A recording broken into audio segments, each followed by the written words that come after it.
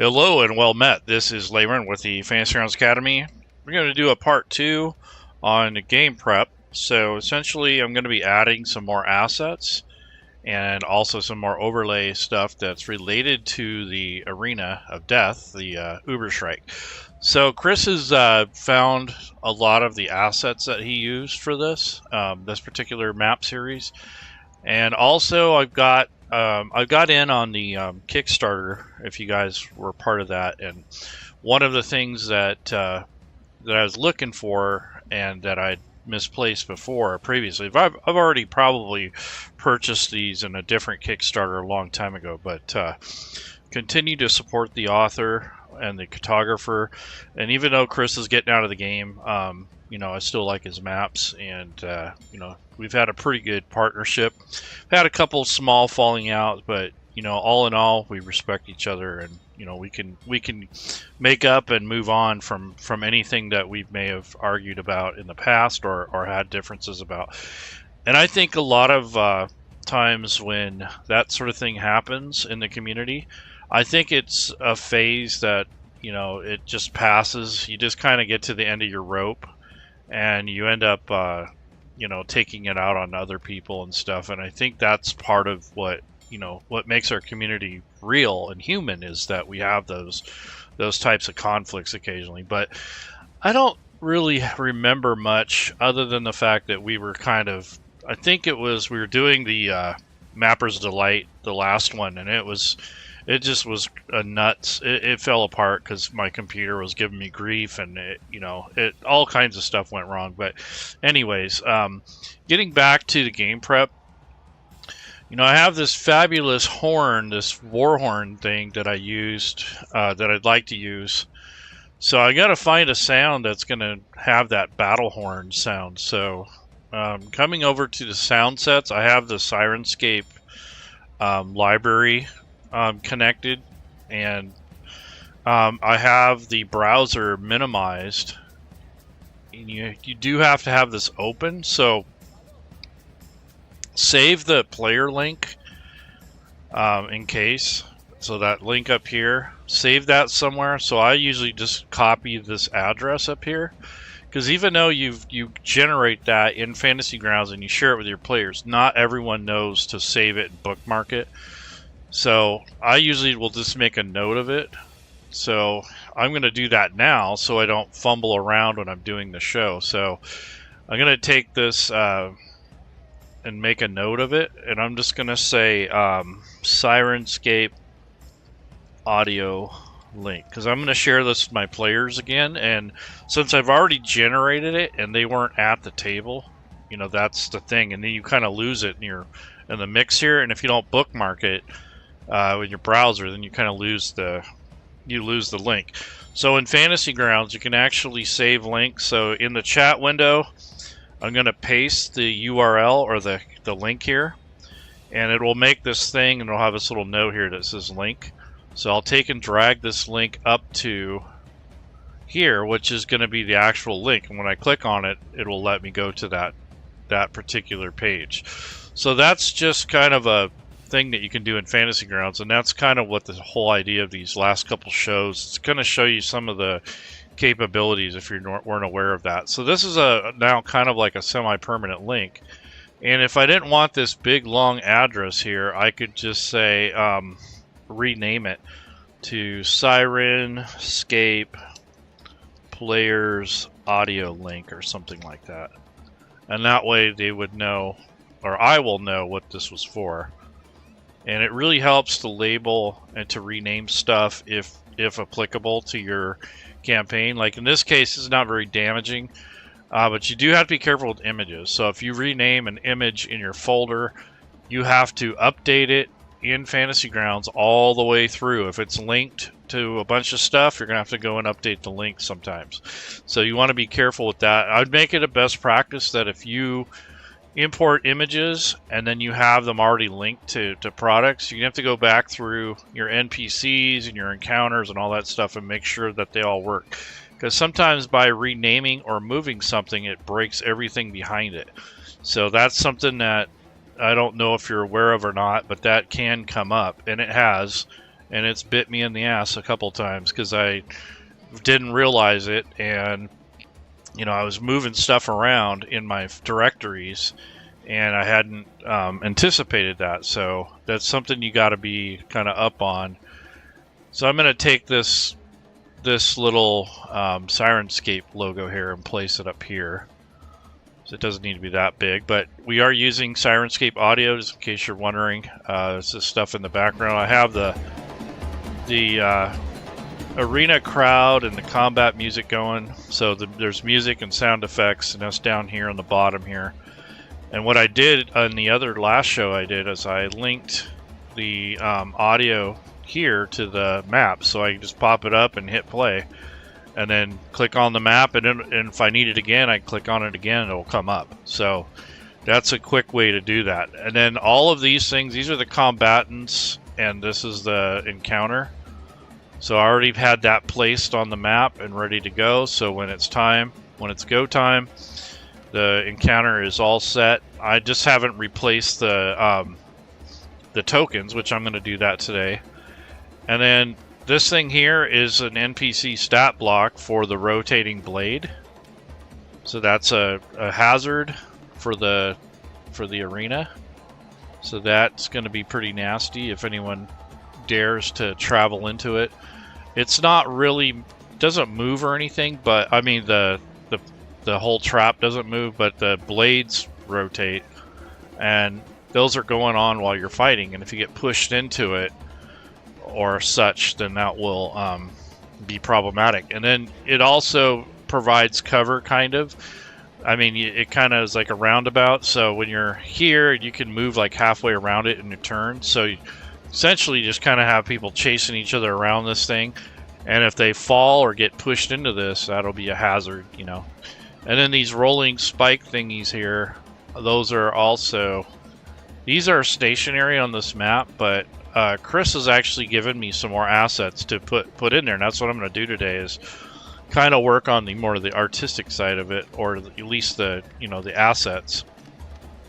And then over here on the right, I have this menu collapsed. So normally I'll have it expanded out when I first start, but once I have everything set up, I'll go ahead and collapse it at least once, and that way you still have access to everything, but you have a little bit more room for your maps. So that's kind of important to know that.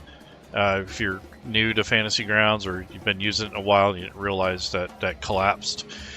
And the actual theme I'm using today is the Magnificent Red version 2.2. So this was put out by Voss, one of the Fantasy Grounds Academy and Fantasy Grounds community members. It's kind of like a red, black, and gray theme, which I really thought would be useful for this Ubershrike. Ooh, I have that spelled wrong. Ubder. I have it spelled as Ubder. I was wondering why it looked funny. So the Ubershrike Arena of Death. So these are NPCs that are set up around the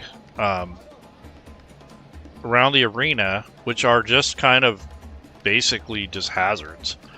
And when you when I click on these, those will come up in the same spot, because that's where I located the stat block. So same thing with this battle thing. I'd have that up here, and then the actual stat blocks for the little goblins, I'd put all those here too, so that way when you are using the combat tracker and you want to look at the stat block, if you don't move them ahead of time, then you're going to run into this where it pops up in the center, and that's the default location for anything that you haven't opened yet, is it'll be in the middle. So I think that's an annoyance for game masters and players alike. So once you understand that it always will open in the middle, then you can just kind of resize the window and move it.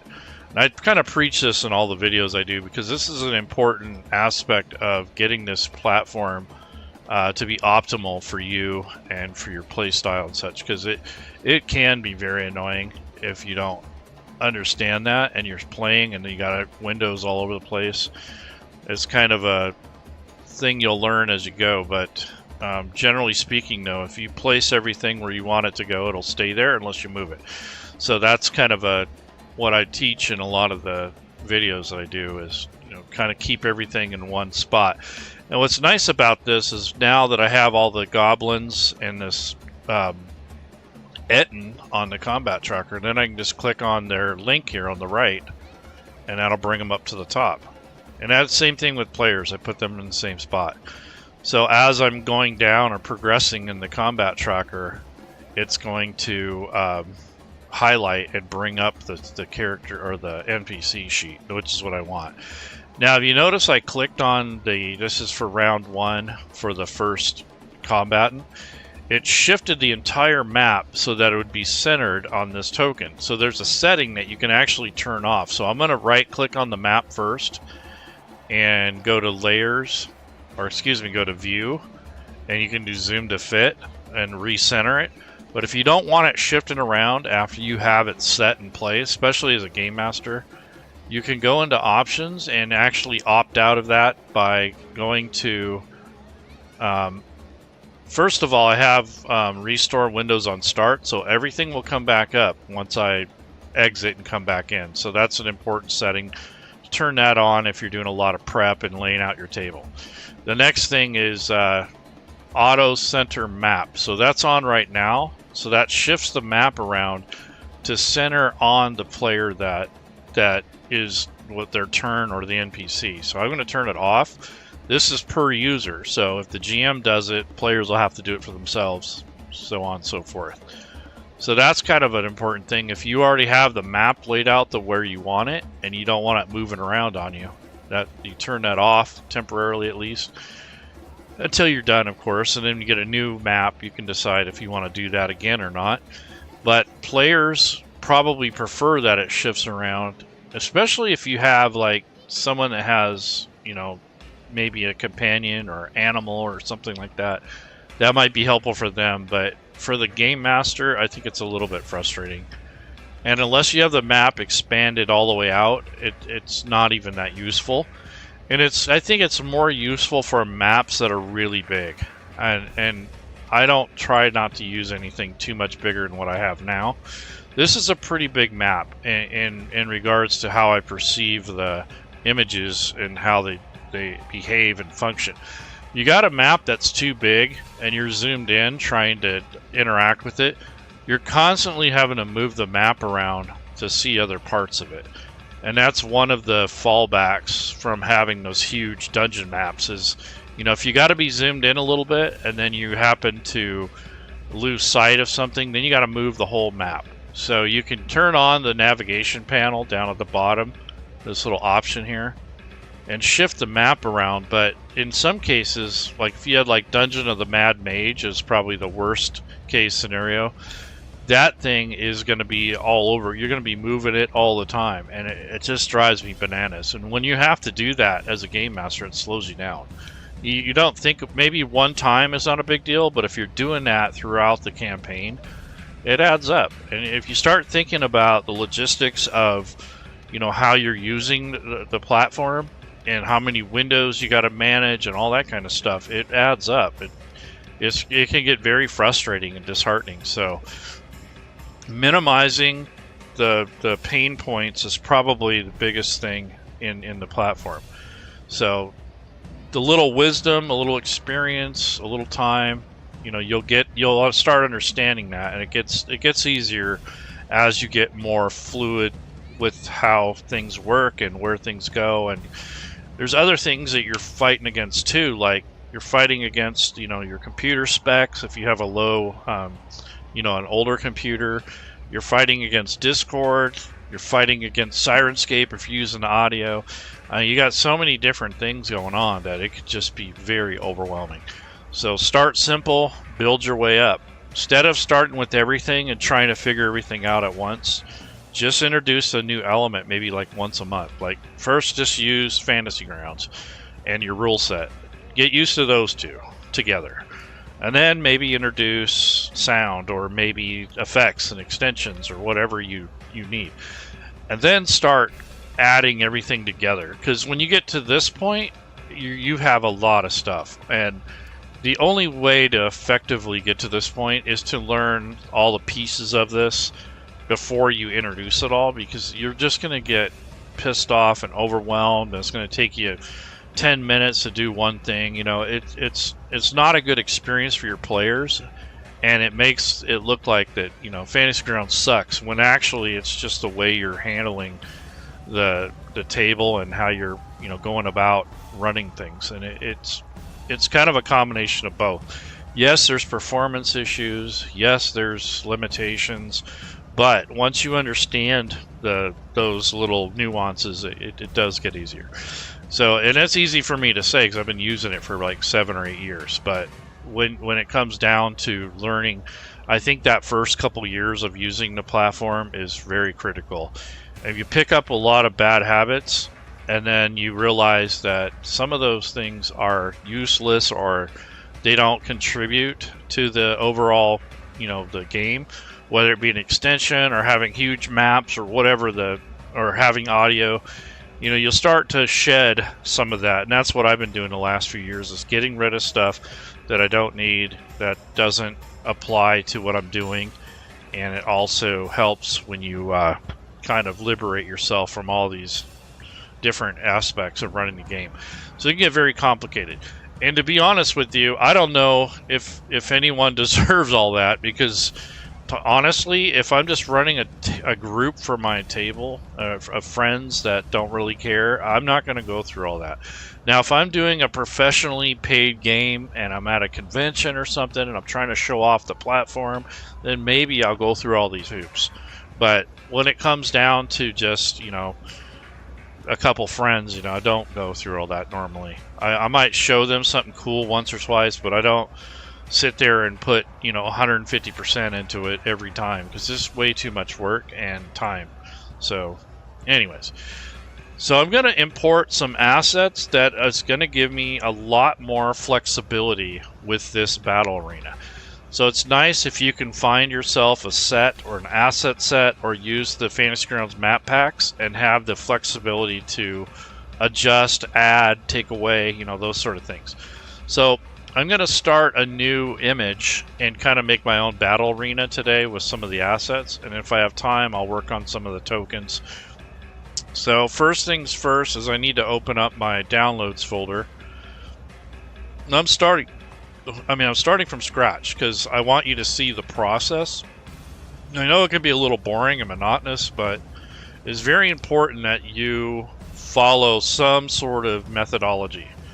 So when you develop a way to manage your assets and how you go about, you know, adding things to Fantasy Grounds and that sort of thing, it really does add up in the long term. So it's one of those things where you don't notice the benefit until, you know, weeks into it. Then you go, wow, this would have taken me much longer if I was doing it the old way. So what I'm doing now is I have a couple assets here that Kris has given me. So I'm going to take these and extract these because they're all zipped up right now. And again, these were from the Kickstarter that I had supported recently and in the past. So all I'm doing right now is extracting the images, and here are the folders.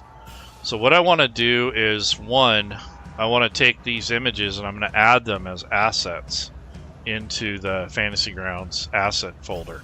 But before I do that, I'm going to relabel the folders because I don't want to go through and do that after the fact. So this is going to be now Ubershrike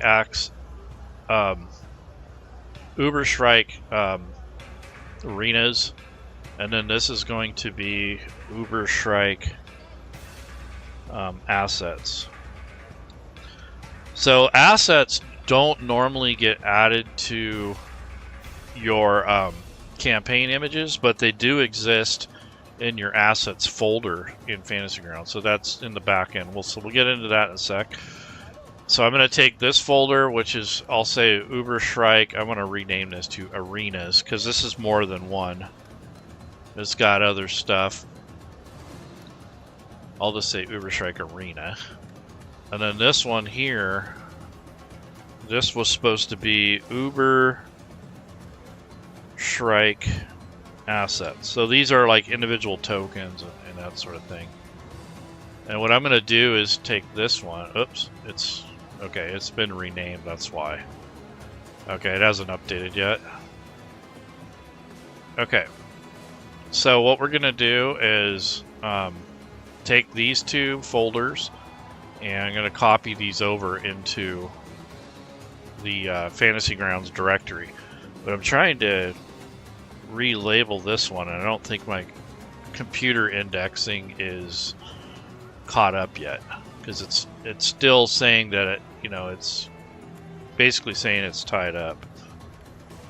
So we'll see. Ubershrike assets.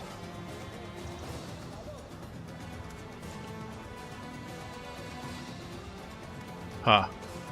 Anyways, that's annoying. So anyways, I'll take these two. I'll see if I'll move them.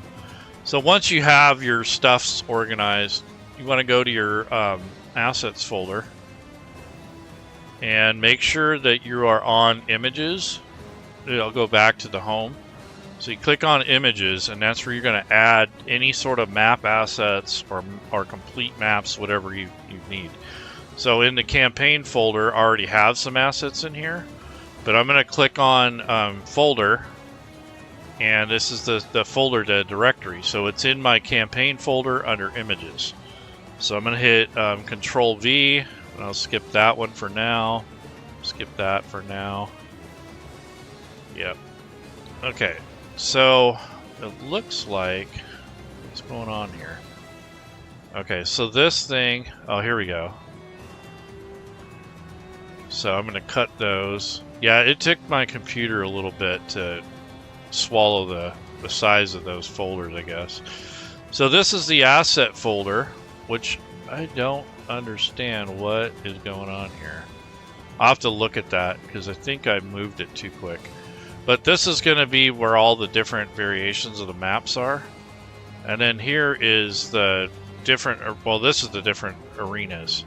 The other one was supposed to be tokens. So this is all different arenas, and then also some assets that we can use during gameplay.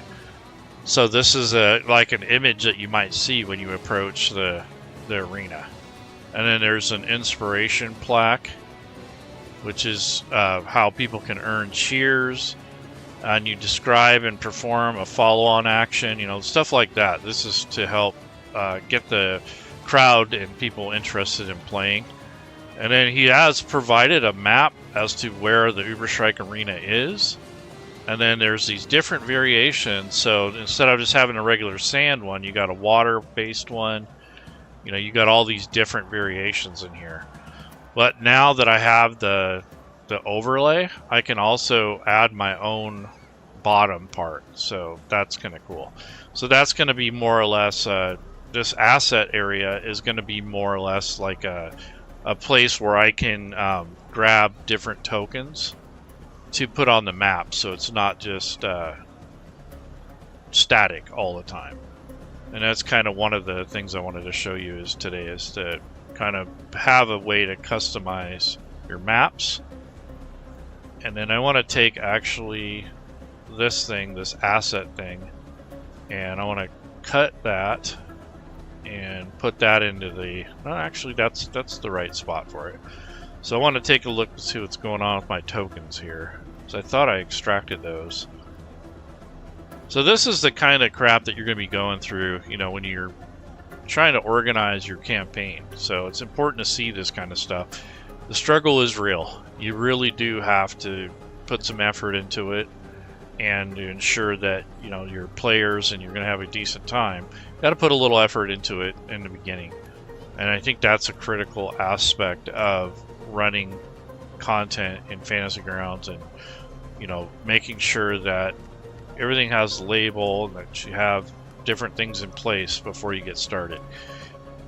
This is basically going to be something that you'll have to fight with for a while until you get used to it. So I'm going to take a look and see what's going on. Okay, there is something in there. Why the hell did it not extract? So extract all.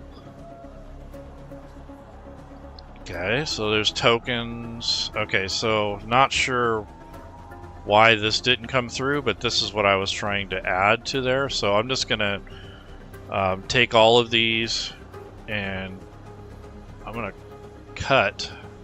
I don't need to copy them. And then I'm going to come back into my folder again. And here's the assets folder. And I think part of it because I was renaming it in the middle of the extraction process. So there's the rest of the assets. So whenever you add, take away, move things, those sort of things, you want to hit this refresh on the folder down here at the bottom. That's kind of critical because if you don't do that, you're not going to see the changes. And also, if you've moved anything around and then you try to access it, it kind of throws it off. So now we have the variations. So if I wanted to change this map to a swamp, you know, I have all those.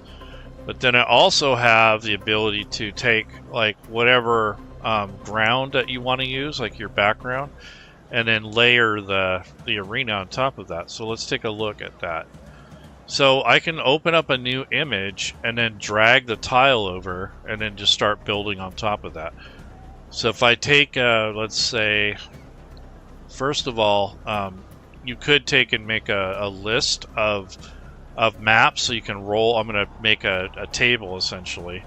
So you could take a table, and I guess I'll make my own group here for the Ubershrike Arena. So Ubershrike Arenas is what I'll call this, because that's basically what this is going to be for. And what it will do is give me the ability to roll on a table just to see which asset or which type of arena that can be used in combat. So if you go back into the different maps here, you can link all those together into the table and make it a fun way to interact with the Ubershrike Arena. So if I go into, let's see, let's go back into the assets and let's take a look to see what we have for the different maps. So let's see how many we got. How many variations is what I'm looking for. So let's see, we have 1, 2, 3, 4, 5, 6, 7. So what I think I'll do is, since it's an uneven amount, let's see, 1, 2, 3, 4, 5, 6, 7, 8. Actually, there's 8. Perfect. So that'll be a D8. So I will take and add a table by size. So we'll start with 6, and then what's this? We don't want that many columns. Okay. So that's importing.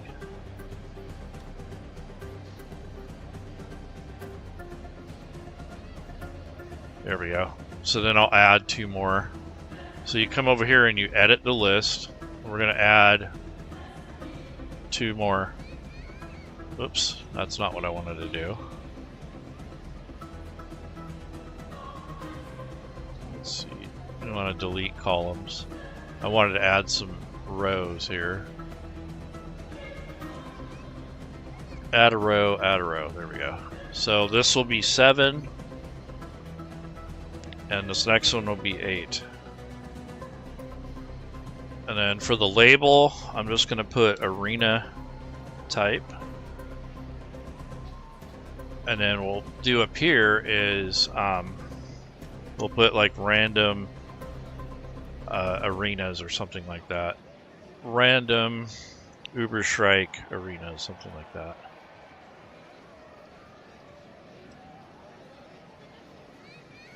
Okay, so then what we'll do is, once I have all the assets added to Fantasy Grounds, then we'll take and add them here. So what we'll do here is go to my campaign images. So these will be added since they're full maps. They're not the little pieces. So I'm going to take all of these and add them to this folder. You could just say create from campaign assets. Well, since I have other types of assets in there, like the little pieces, I don't necessarily want those, but I do want all of these things in there. So in this case, I'll manually add these over. Normally though, when you have a large project, you'd want to add these as a group. That way you're not doing this the whole time. But sometimes you do have to do it in stages, so that's kind of what I'm doing now. So you can add them, like create from campaign assets. That's the quickest way to do this, but in this case, I'm going to individually drag them over. Yeah, it takes a little longer, but you know, it is what it is. I'm not going to worry about it. So these are just different things that you can, you can add to your campaign list, and then I'll go in and organize these later because I don't want this whole thing to end up this big mess of this list here.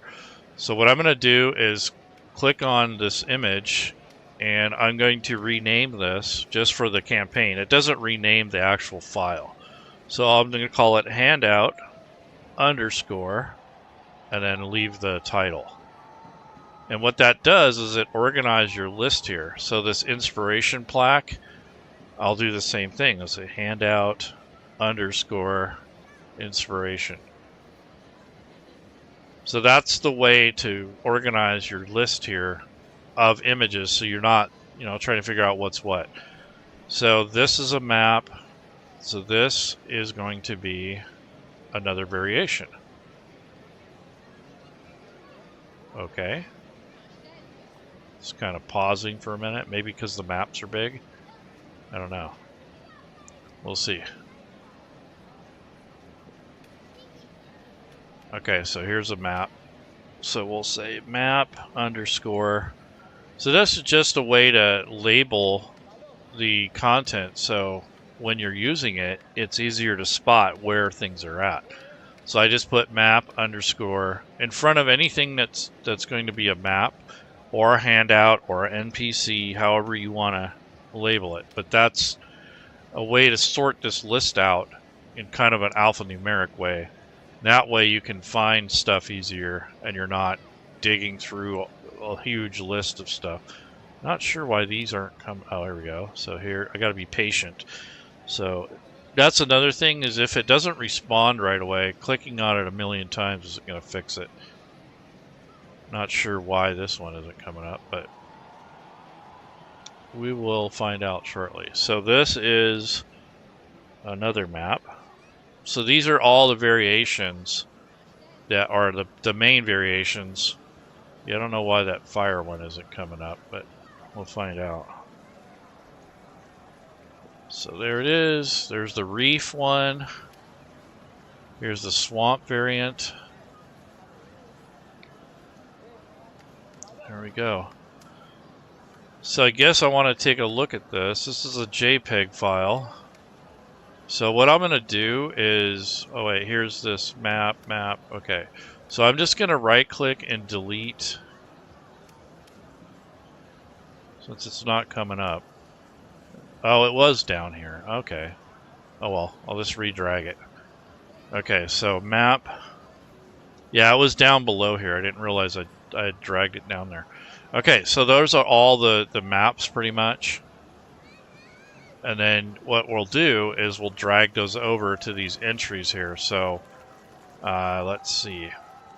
So this is the fire variant. This is the ice one. And let's go with the labyrinth. And reef. Swamp. Toxic. And then here's the regular arena of death. So maybe I did have an uneven amount. Let me check this again. So 1, 2, 3, 4, 5, 6, 7. Yeah, there's 7 of them. So what we'll do here is just write re-roll, since it's a kind of an odd number.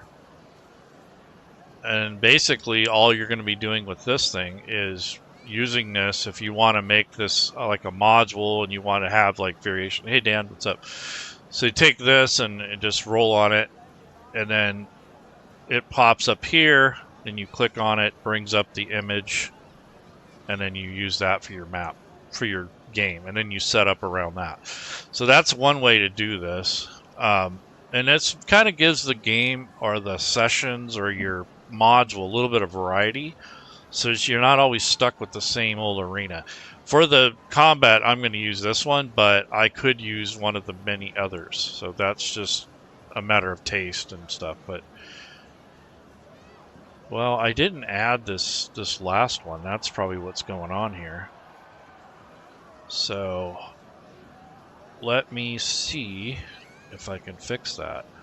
So this one, did I even add it?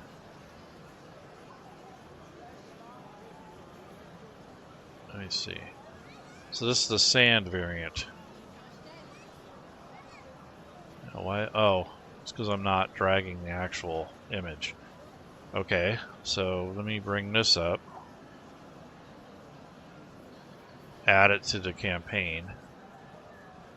See, that's can get confusing. So assets are base, and here's it's shared, so I'll unshare that now. But basically, assets are not the same as images. They are from the same folder, but they're not treated the same way.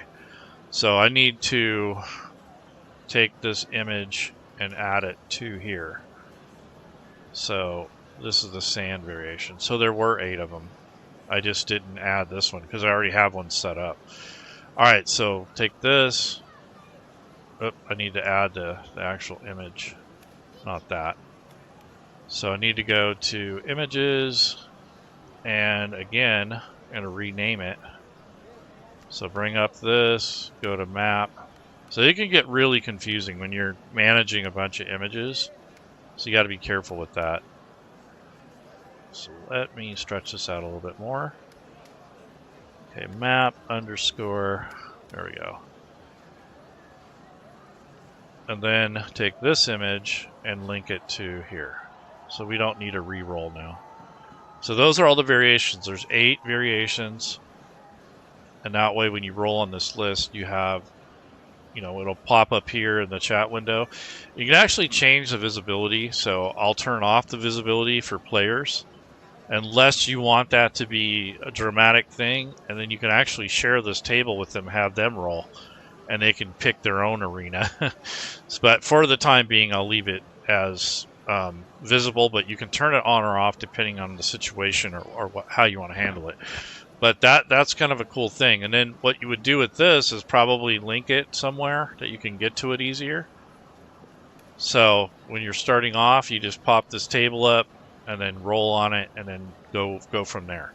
So that's one way to do this type of, to create replay value, you know, have some replayability there, if that's such a word. And then what we're going to do here is I'll close this for now, and we're going to close the rest of this stuff and start building a custom one using some of the assets that I was given. So this is generally how I'll kind of make room for the spacing. You know, kind of close everything out and then start with a blank image. So come over here to images, and then I already got my own group made up here, so I'm just going to click on add item, and there's my blank canvas. So what I thought about doing is first using a Fantasy Grounds asset, so mixing and matching different assets. So since Kris has provided me with a tile that's just the outer part of the arena, I can probably use almost any asset. So if I go back to the assets area, and I'm going to probably say assets like 50 times, so sorry about that. But in here, we're going to make sure we're in images. What I'm going to do is, let's say I wanted grass or grasslands or something like that. So I might just say grass here. I don't know if that's a good search term because it might pull up a million things. But here's some generic grass. So I want something that looks kind of beat up, but it doesn't. There we go. But maybe something like that. So you might use that as an asset. Let me look at some of these other ones. Okay, that one's not exactly. There we go. That's not bad. So if you have a subscription to the art packs, this is where you would find a lot of this. So here's jungle map decoration. Okay, so you have different variations for fill. So it just depends on like you could use Fantasy Grounds stuff, or you could use, you know, whatever you want. So I'm just going to use this stuff. This is for quick maps, but I'm just going to use this for the sake of this video. And then I'll throw a grid on it, so it'll be set to 50 right now. Turn on the visibility, and as you can see, it's not exactly lined up, so let me change that to 100. And that's still kind of off. So what I'll do here is I'll go to the layers tool and just kind of snap to grid. I talked to Josh about the Fantasy Grounds assets, so if you have never used them, most of them are scaled to 100 for pixel size, so that's why I went to 100. I mean, 50 would have worked too, but that might make this too big, so I might have to go back to 50 just for size reasons, because of the arena size. So, but basically this is your arena, and then I always change the color of this grid because that gray gets washed out, and I just use like a little bit of yellow sometimes just so I can see what's going on, and then I faded it out. So now that I have that, what I'm going to do is go back to the main folder, and then go to campaign, and then go to the assets folder. So this is where all of the different assets are for this particular arena. So here's the main asset, so I'll drop that on here. Actually, do I want to do that? I don't know, it's a pretty big image. So FGA version. So see how small it is comparatively? So what I'll do is I'm going to get rid of this. I'm just going to highlight it, click delete. And what I'll do, instead of dropping it on there like that, I'll take and drop it into the asset bucket. So it says it's 163.2 or whatever size. So not sure if that's going to work or not. So let's go with, I don't know, double that or something. Let's see what happens. 160, so let's go with 320. See what happens there. Yeah, I don't think that's exactly what I wanted. So let's try that again. So delete, delete, delete. And I think by having this map at 100, it's, yeah, it might be throwing it off. But anyway, so you take the asset, drag it on there, size it to where you need it. So I don't know why it keeps going, why it looks like it's underneath. It's really strange. But it's not letting me grab it, which is really weird. Okay, let's try it again. Yeah, that's really strange. It's like it's opaque or something. How weird. So that's not normal behavior. So I don't know what I'm doing wrong, but let me get rid of the grass and see if that's, maybe that's causing this. So this is another thing that you have to get used to, the behavior of map tools, because this could be problematic. And I don't know what's causing that to do this, but it could be the size of the image too. I didn't even think about that. I always preach about that. Oh, don't use maps that are too big. Well, maybe that's what I'm doing here. So, okay, cleared everything out. Let's see. So it's not even really making an image. So that tells me there's something going on with the image file itself.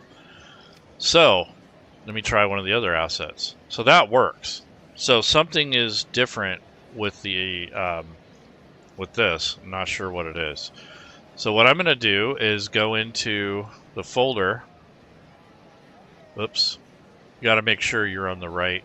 Okay, images, campaign, folder. Okay. So what I'll do is I'm going to pop this open here and see what the properties are. I'll probably open it with GIMP just to kind of see what's going on with it. It could just be that it's, you know, a different format or something. Okay, so it seems like it is pretty big. So that's, yeah, that's exactly it. So this thing is 8,000 by 8,000. So there you go. So there's case in point, using maps that are too big is problematic. So my computer couldn't even handle the size of that. So I need to reduce this, but then, you know, I need to just basically cut it in half in file size. So if I go to, guess what I'll do instead of using GIMP, since it's already a transparency, I'll right click on it and I'll open it just with the regular photo editor that comes with Windows, and it just cut it in half. I mean, I should be doing it mathematically, which is the right way to do it, but I'm just going to percent it because it's going to be close enough. So I'll right click, go to, let's see, save as. Does it support WebP? No. But anyways, I'll say, so what I'll put a label on here, underscore, I'll do, let's say, I'll just say rework or something like that, or resized. Yeah, see, I didn't realize that image was that big. And that's why I checked it, because that's typically what kind of behavior you'll get if. And I have a pretty decent computer. I mean, it's not top of the line, but it's not a slug either. So it's to do with the physical size of the map. If it's over 8K, it's not going to work out well. And you want to keep it under 4K, to be honest. That's the recommendation. So I'm not too worried about losing quality in this case. So, you know, that's a thing that a lot of people worry about. Oh, this is kind of cool. Let's see. So what I want to do with this is, let's see if I can change the file size. It's going to let me do that.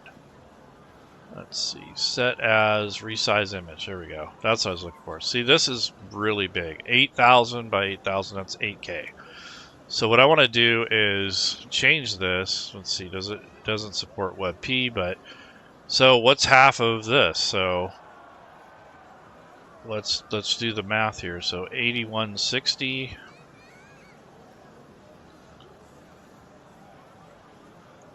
So 8160 divided by 2.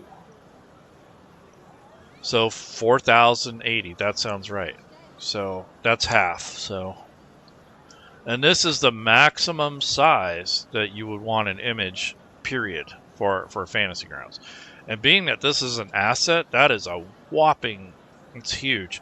I should probably go to even one like a quarter of that size. So let me look at that, because I don't need that super high quality. So let's divide that by 2 again. So 2040 is what I'm going to do. So that's a middle of the road, right? So this image here is not going to be too big, but we're not going to lose too much quality. So the original size of this was an 8K file, essentially, with 51 megabytes. Bringing it down to a quarter of the size is 4.5 megabytes, which is closer to what you want. And go ahead and hit save. And now, in this case, since I changed it, I'm going to rename it as resized. I'll just say resize. I'll hit save. So now I'm going to view it in the folder. And what I'll do is right click, and then I'm going to open it with GIMP. And this seems like a very roundabout thing, but this is the kind of thing that you need to realize when you're doing this stuff. So now that I have this a little bit smaller size, I'm going to hit File, Export As, and then I'm going to change this to a WebP file. So WebP,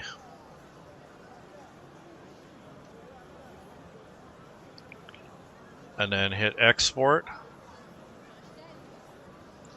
And then for image quality, they recommend 75, but you don't necessarily have to. But if you're going to make a commercial product, you want to follow their guidelines. Leave the alpha at 100, hit export, and Bob's your uncle. So that is essentially the work, right? That's the bulk of what you're going to be doing if you're going to make a you know, like a commercial product type thing with you know, with, let's see, where's the WebP version?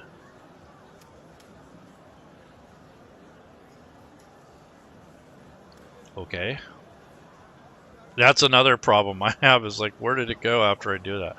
I wasn't paying attention, but let me see. Sort by type.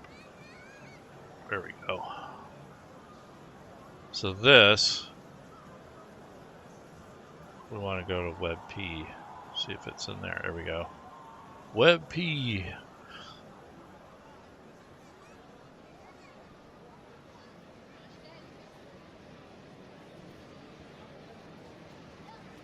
Yeah, that is horrible.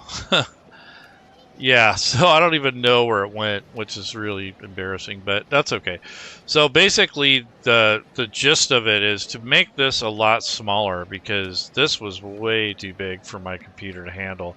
It makes me wonder about the other assets. So these weren't meant to really necessarily be dropped into Fantasy Grounds, I guess, but you know, I can go through and re-optimize these. So let me look at the properties of this thing here. So yeah, it's not bad. So the tokens are pretty decent. It's just this overlay was really big. And that's kind of the point I was trying to make, is that this can really be problematic. And let's see, I'll open it with GIMP.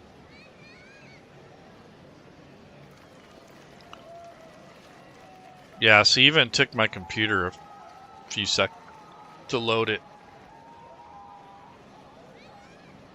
Save as, and then you can go with WebP, whatever you want to do, but I wanted to grab the other one, the one I did just a minute ago. So not that, not that.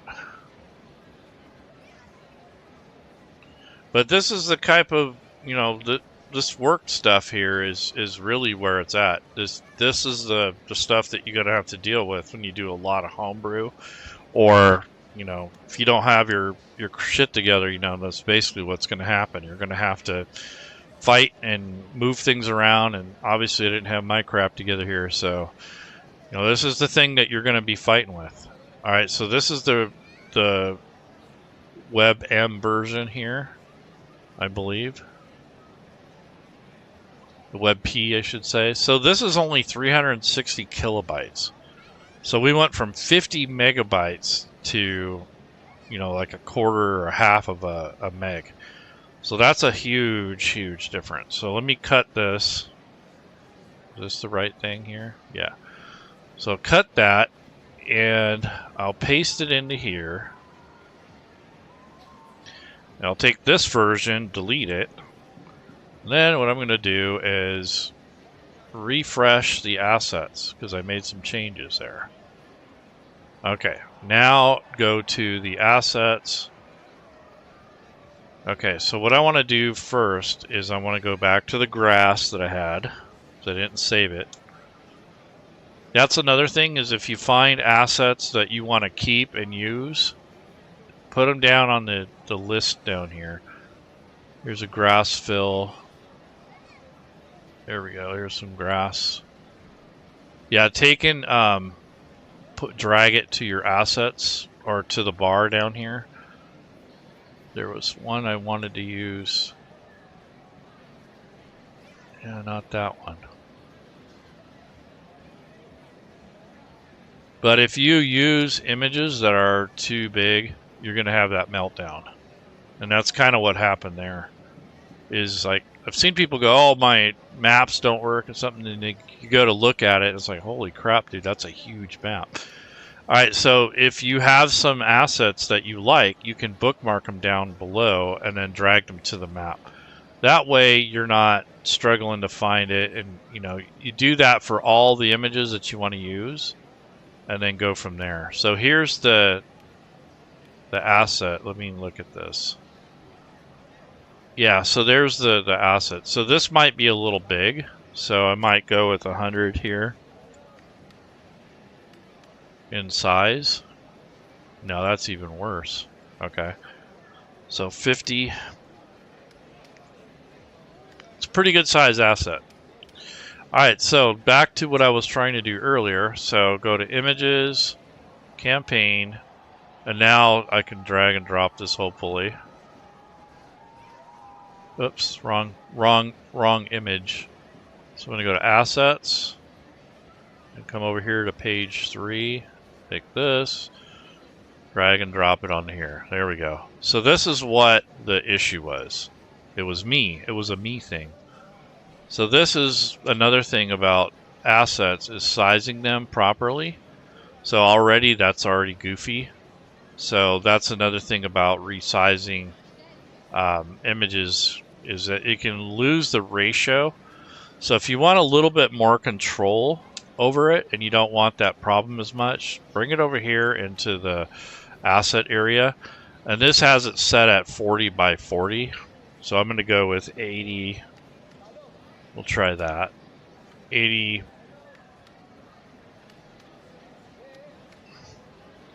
81, I guess. It's probably, we'll see. No, wrong. Let's see. So I wanted to get rid of that. And this. Okay. So go back to where it was. It was 40.6. Yeah, that's better. Okay, so this will be our arena size. So then I'm just going to try to line it up as best I can. And you can actually hold the shift or the control key to take off the snap to grid. So if you're wanting to kind of get out of that type of mode where you have to stick with what it gives you. So it'll try to snap to grid while you're trying to size it. So that'll be annoying. And then if you want it perfect, you can actually maybe stretch it a little bit. So if I take this corner, I'm going to scooch it up here. And then let me bring the directional up here. So this is a lot of mucking about, when it comes to this, but that's basically the type of thing that you're going to be dealing with. So you got to kind of know what you're getting yourself into. And it does take practice. Like, obviously, I need more practice. But this is one of the things that, you'll have to go through to get what you want out of it. And it takes time. It really does. And a lot of people don't have the time. That's understandable. I get it. If you don't have the time for it, then just run something that's already made and you don't have to fuss about. Because that's what a lot of this comes down to, is kind of fussing about with images, and then you got to mess with the rules and everything else. That's close enough. So this isn't critical that that's going to be. Oops, I didn't want to do that. That's another thing, is when you're using the tiles, make sure you're in the selection mode before you click again. Yeah. I know better than that. So in this case, when I put line of sight on this, I'm not really trying to hide anything. So I would put 4 quadrants of windows around this so that when you're using it, the players can't leave the arena or they can't move through the walls. And that's about all I would worry about in regards to, how you want to set that. But that's a kind of important thing to know. So here is, let's see, control. So this will allow you to stretch a little bit. So that's kind of what I'm doing now, is stretching this out a little. And kind of moving it into place, playing with it, getting it to set. Yeah, it's close enough. There we go. So anyhow, you get this set, and then if you want to put line of sight on it, you can. And then I have all these assets, so I might want to drag some of these over. So these things are probably only going to be 1 square. So if I drag this straight over, it's probably going to be pretty big. So I want to go back, make sure I'm in the layers tool. Yeah, so this is 3 by 4. So that's a little bit big for this map, so I might go with 2.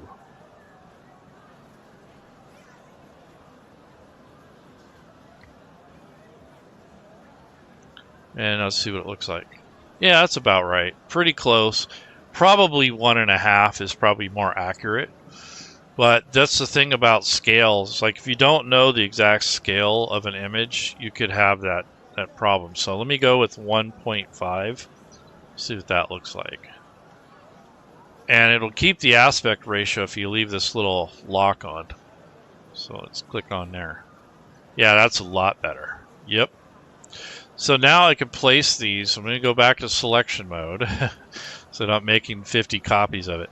So you could do something like that and then rotate it, you know, however you want. And then kind of leave it there for your contestants. So this is kind of what I was trying to do, is just get up to a point where you can make a custom version of your game or your session. So you're not stuck with the same. Here's some blood. Let's take a look, see how big that is. Yeah, it might work, but I think it's a little big, so I'll just go with 1 square. 1 by, oh, I said it was 11, not 1.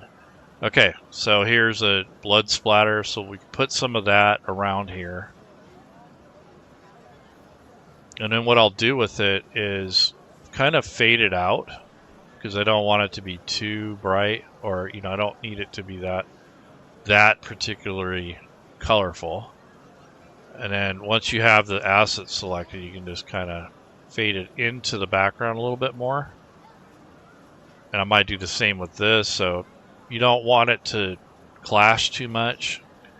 You can kind of back off a little bit on the alpha channel, and it will kind of blend in a little bit more with the image. Just slightly lower the opacity.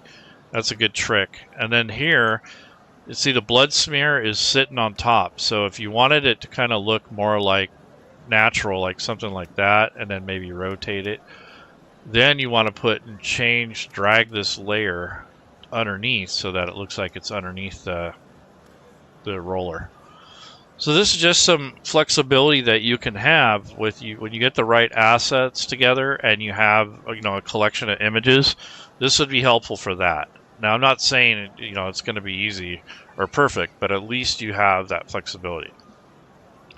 So if I had everything together and I wasn't, you know, showing and presenting and all that, I probably would just take me half the time and I would already have all this stuff figured out. But when you're going to do this, you're going to put line of sight on the base layer, which would be this grass. So I don't think I even really need any line of sight here other than glass. So I'll use a window to kind of quarantine this area so that people can't come and go, and then they can still see it. So it doesn't ruin the aesthetic, you know, so you don't have the... So that way you don't ruin how it looks, you know, you kind of have that.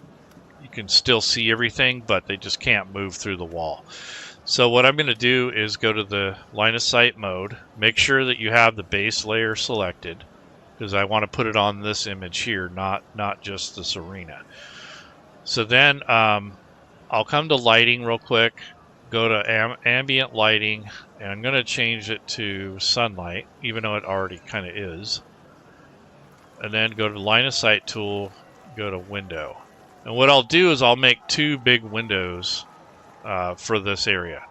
And so all this is going to go into line mode. It doesn't have to be perfect, but if you want more perfection, you can hold shift and, you know, drag. But I'm just going to go about halfway down and do it this way.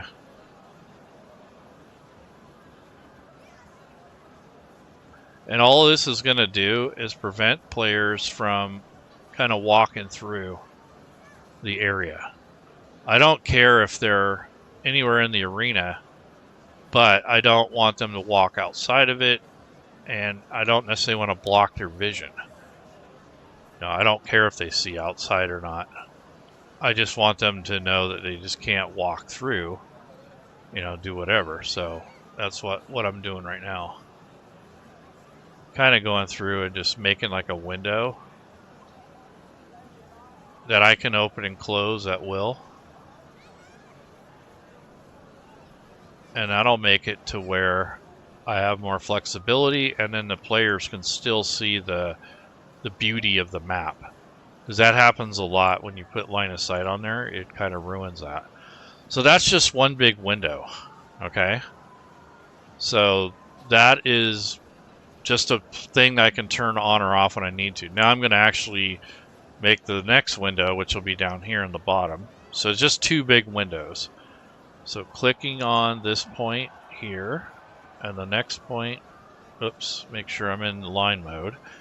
Okay, so click on that point, click on that point, and then just kind of do the same thing, but down here. I don't want to go all the way around the arena because that will enclose it where I can't. It'll make the window on the inside, so I don't really want that. And I think I kind of messed up over here, but that's all right.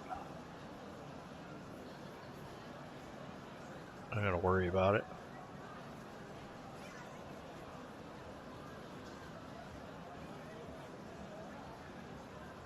That's all I'm doing here is just making some glass so that,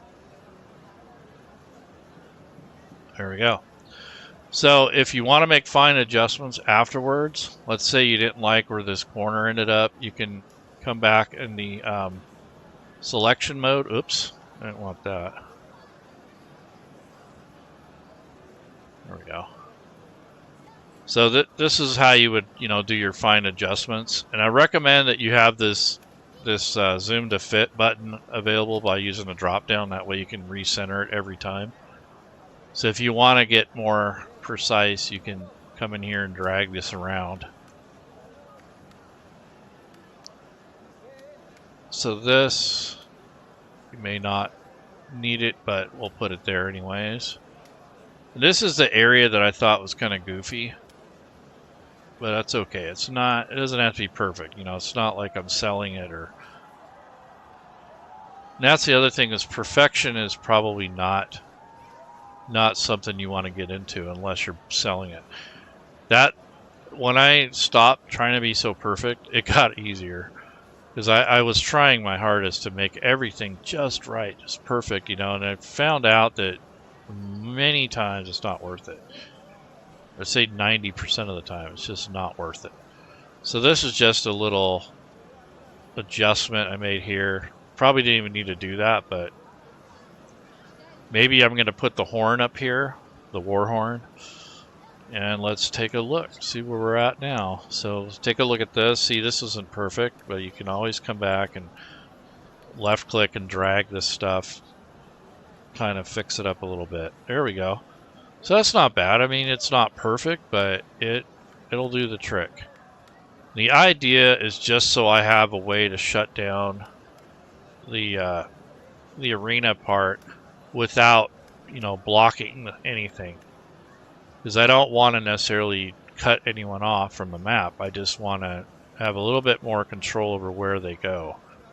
So that's the idea here. Isn't to necessarily to control every little bit, but it does help when you have the controls set, and or at least the boundaries set in this case. So I'm just kind of going through and adjusting some of my line work here. Yeah, there we go. So that what that'll do is in play mode, when I have everything going here, I can open and close these windows if needed. Wait, did that do what I think it did? Oh no. Oh no, let's see, did I do... So this one's right. Is this one right? No. I think it's because of that. Yeah, that I did not want that. So, going back to line of sight, I think taking this out will help a little bit. taking this out.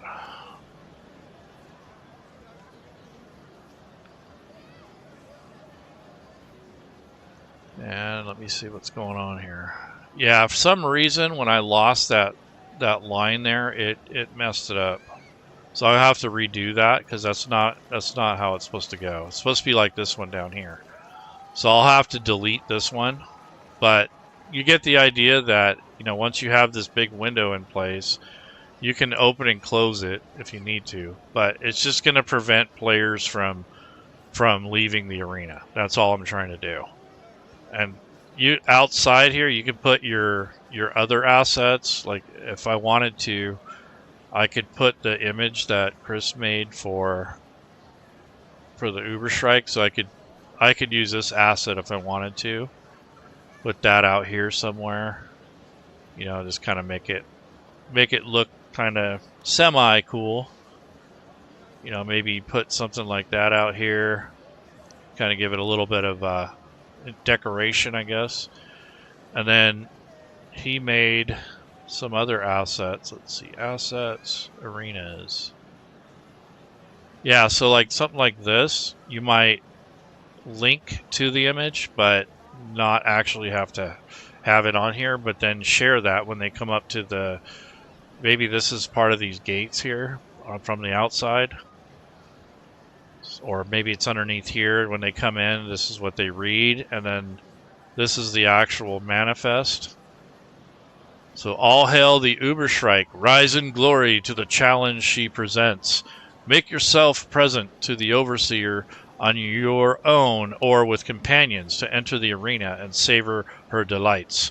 Prove yourself extraordinary, champion, for something wicked this way comes. And then there's the daily prize. So you got like little props and stuff that you can hand out. So this is what I'm preparing for the game on Founders Day weekend on Sunday. So I got the audio, got the soundtrack. The only thing I haven't done yet really is to work on the player characters. So I'll have to do that. I'm going to do that last until I got everything else done. Because that way, if I have to, I can just import some. But I'm going to make the characters, the pre-gens, balance for the adventure. So that's part of it. But anyways, that's just some of the prep work I'm doing. I just wanted to share that with you. It's not really necessarily a lesson, but you saw all the struggles I had and all of the different little things that can go wrong. So, you know, you got to kind of go with that. That's the way it goes, especially when you're not 100% sure, you know, you're still kind of new. And I made a lot of rookie mistakes there. So, you know, that I'm not ashamed of that. That's part of the learning process. I'm not perfect. You know, I just kind of show you what not to do. You know, sometimes that's better than trying to tell you what to do, is just showing you what not to do. And then you'll learn from your mistakes and you'll get better and, you know, all those sort of things. That's really what I try to do. I'm not trying to be Mr. Know-It-All. I'm not Mr. Fantasy Grounds or Mr. Smiteworks. You know, I'm just like you guys. You know, I just work on the stuff and try my best and share my process with you guys. That's what I'm really trying to do. But I made a soundtrack. I'm going to end with that, I think. If you guys don't like it, go ahead and tune out. But you guys have a good week. Hopefully you'll get to join us for Fantasy Grounds Academy Founders Day 7, which is on the 26th to the 28th. I just want you guys pop in, say hi, join an event if there's any openings left, and maybe even run a game or participate if you want. It's be a good time to find new players if you're looking for new people. Also, connecting with people that are like-minded, that might be going through some of the same issues, you know, all those sort of things. So it's important to connect with people sometimes. You get kind of trapped in a little bubble, and you kind of need to come out of that sometimes. So this is the soundtrack I made with some generative AI, and hopefully I'll get to play it. So you guys take care and have a good one. I'll leave the arena up so it's not so boring.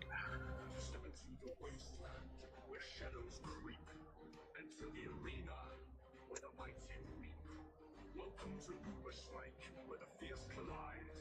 Witness the Welcome to the Death Arena where fate is sealed. Only the ruthless emerge revealed. Blades whirl and goblins strike. In the Death Arena, there's no place to hide. The crowd roars wild as the gates burst wide. 4 challengers march with death by their side. 3 goblins lurking with bows drawn tight. And Ettin stands, eager for the fight. Steel clashes with fury, sand stains red. A mechanical death trap with a fearless tread. 30 inches off the ground, a lethal dart. One wrong move and you've lost your job. Welcome to the Death Arena where fate is sealed. Only the ruthless revealed. Blades where the goblins strike. In the Death Arena, there's no place to hide. The entertain's bigger, its power immense. Goblins cower behind a terrorist defense. No mercy given, no retreat in sight. In the Death Arena, feel the crowd's delight. Heroes fight on with valor and rage. Through chaos and blood they engage. Dodging the blades, they battle their foes. Every strike vital as the danger grows. The death trap spins, a whisper of doom. A grim reminder in this blood-soaked room. Accident or shove, it doesn't care. In the Death Arena, death is always near. Welcome to the Death Arena where fate is sealed. Only the ruthless emerge revealed. Blades whirl and goblins strike. In the Death Arena, there's no place to hide. Heed this warning, if you dare. The Ubershrike Arena waits if you've the heart to bear. For in this brutal stage where legends are torn, the Death Arena calls with its blood-red horn.